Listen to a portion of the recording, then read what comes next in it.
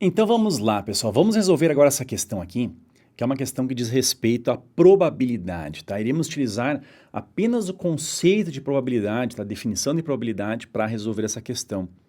Feito, qual que é a definição nós iremos utilizar? É a razão entre o número de casos favoráveis dividido pelo número total de casos, ou seja, número de casos possíveis. Tá bom? Beleza? Vamos lá? Então vem comigo aqui, ó. Primeira coisa muito importante que a gente entenda como é que funciona esse jogo.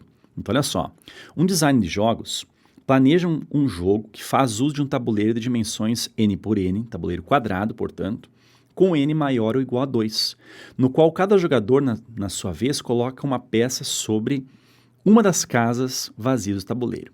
Então o jogo começa como?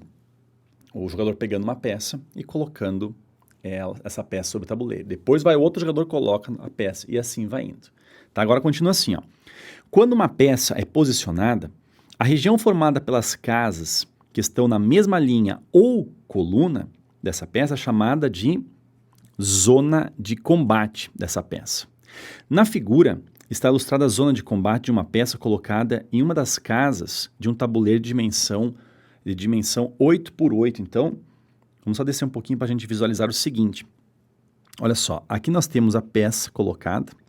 E o que acontece? A zona de combate acaba sendo essas casas que estão aqui, essas casas que estão aqui, essas que estão aqui e essas que estão aqui. Tá? Então, quantas casas que nós temos aqui de zona de combate? Bom, se ele possui 8 quadrados por 8 quadrados, então a zona de combate aqui, ó, na horizontal é formada por 7 lugares, né? 7 quadrados, porque o quadrado que está a peça não é a zona de combate. Então, nós vamos ter aqui na horizontal são 8 menos 1, tá? E na vertical nós temos também, ó, 7, nesse caso são 8 menos 1, tá? Olha só, se nós trocarmos aqui, ó, o 8 por n, tá?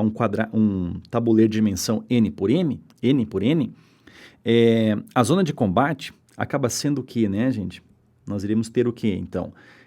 N menos 1 na horizontal, mais n menos 1 quadrados na vertical. Se nós somarmos isso daqui, ó, ficamos com 2n menos o 2, tá? Então, a zona de combate de um tabuleiro n por n, ela é composta por 2n menos 2 casas, no caso. Beleza?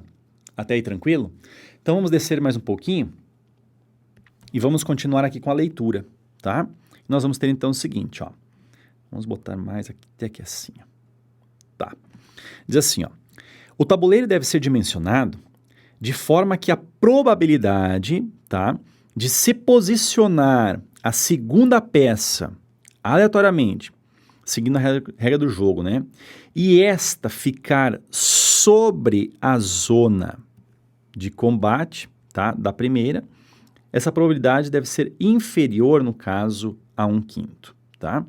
A dimensão mínima que o designer deve adotar para esse tabuleiro e aqui nós temos as alternativas. Então é o seguinte, pessoal, nós temos ali, então, um tabuleiro n por n quadrados, tá? Então a primeira pessoa vai lá, posiciona a peça, e aí a outra pessoa vai posicionar a peça, e a gente quer saber o seguinte, a probabilidade, no caso, para essa pessoa, a segunda pessoa, posicionar a peça sobre a zona de combate, deve ser inferior a 1/5. A gente pensa o seguinte, quanto maior for o tabuleiro, menor será a probabilidade da pessoa colocar uma peça sobre a zona de combate, porque vai ter muito mais peças, lugares, tá, que não estão na zona de combate. Então, quanto maior for o tabuleiro, menor será a probabilidade. A gente quer uma probabilidade que seja inferior a 1/5. 1/5, né, gente? 20%. Então, inferior a 20%. Como é que a gente vai calcular isso daí? Bom, vem comigo aqui, ó.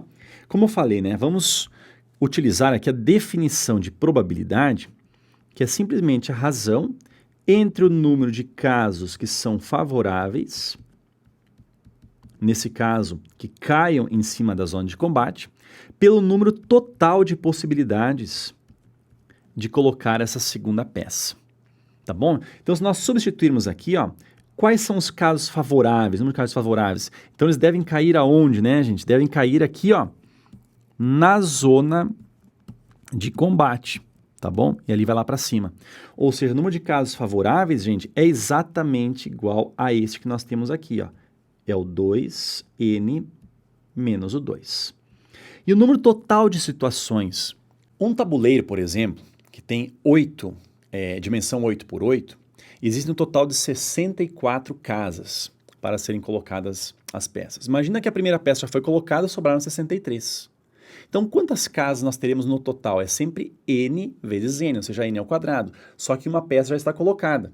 Então, esse lugar a gente não pode colocar. Então, o número total de possibilidades é o que, gente? É o tamanho do tabuleiro menos 1, ou seja, n ao quadrado menos 1, tá? Então, vamos escrever isso. Então, nós vamos ter aqui, ó, n ao quadrado menos 1. É importante que você perceba que o denominador aqui, gente, a gente pode escrever o seguinte, ó, n ao quadrado menos o 1 ao quadrado. Por que isso, Ferreto? Porque eu quero que você perceba que isso aqui nada mais é do que o produto notável, que é a diferença de dois quadrados. Olha a matemática básica aí, ó. É o n mais 1 que acaba multiplicando o n menos 1. Concordam comigo? E a gente cai nisso daqui. Então, n mais 1 que multiplica n menos 1 nada mais é do que n quadrado menos 1. Tá? Então, era muito importante que você soubesse essa ideia desse produto notável.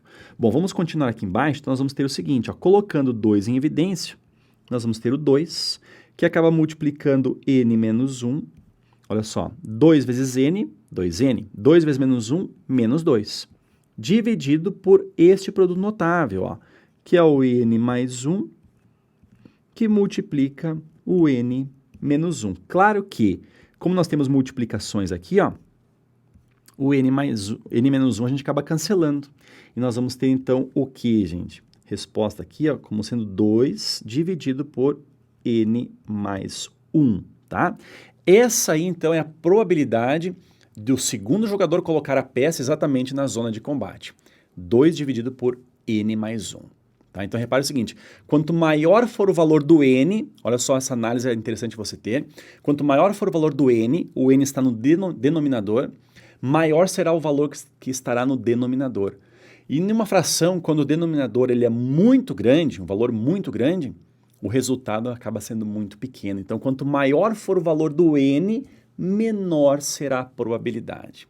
Tá? A gente já devia comentar isso daí com vocês antes. Bom, essa probabilidade tem que ser menor do que 1/5. Então, escreva ali, ó, menor do que 1/5. Olhem só, nós vamos ter isso aqui, então, menor do que 1/5. Fazendo a multiplicação cruzada, mas cuidando aqui do sinal da desigualdade, ó, o 5 vai multiplicar o 2, teremos o 10, que fica menor, n mais 1, que multiplica 1, teremos o n mais 1.